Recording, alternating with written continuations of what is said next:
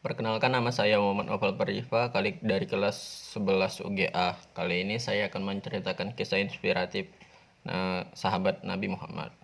Kisah tobatnya seorang penyanyi karena mendengar ucapan sahabat Nabi. Ada satu kisah menarik tobatnya seorang penyanyi di zaman sahabat Nabi.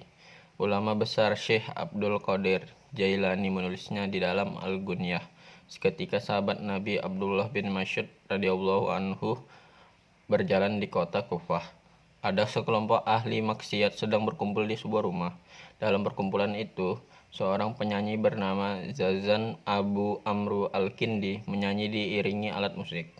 Zazan adalah seorang pemuda yang suka minum khamar dan gemar menyanyi. Mendengar suara yang merdu, Ibnu Mas'ud berucap, "Alangkah baiknya jika suara itu digunakan untuk membaca Al-Quran." Lalu beliau menutup kain di kepalanya dan meninggalkan tempat itu. Si penyanyi Zazan kepikiran dengan ucapan itu.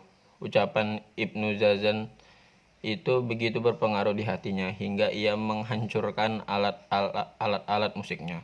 Zazan bertanya kepada orang lain tentang siapa sosok orang tersebut.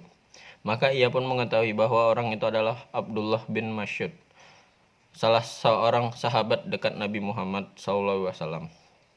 Hidayah pun datang. Zazan mulai menjadi pengikut Ibnu Mas'ud. Seiring waktu, Zazan menjadi seorang ulama dan penghafal Al-Quran pada zamannya. Ulama generasi Tabi'in Az-Zabi juga menceritakan kisah itu sebagaimana diriwayatkan dari Abu Hashim.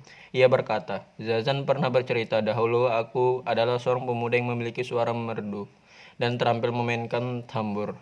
Seperti biasa, aku berkumpul dengan kawan-kawanku, ditemani dengan khamar. Sementara itu, aku mendendangkan laguku dan memetik gitarku untuk kawan-kawanku. Ketika Abdullah bin Mas'ud lewat, ia langsung memecahkan botol khamar dan langsung merusak gitarku. Kemudian berkata, "Lau kana ma yusma'u min husni sautika ya gulam bil Qur'an kunta anta."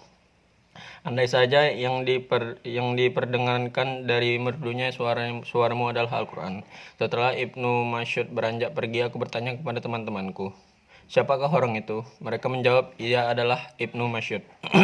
Lalu aku memutuskan diri untuk bertaubat.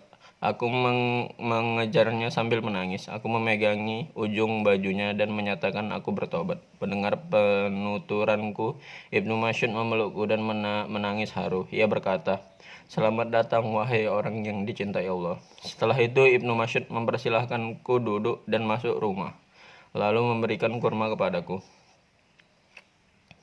Demikian sepenggal kisah penyanyi dan bertobat karena ucapan seorang sahabat Ibnu Mas'ud. Sekian dari saya. Apabila ada kesalahan mohon dimaafkan. Assalamualaikum warahmatullahi wabarakatuh.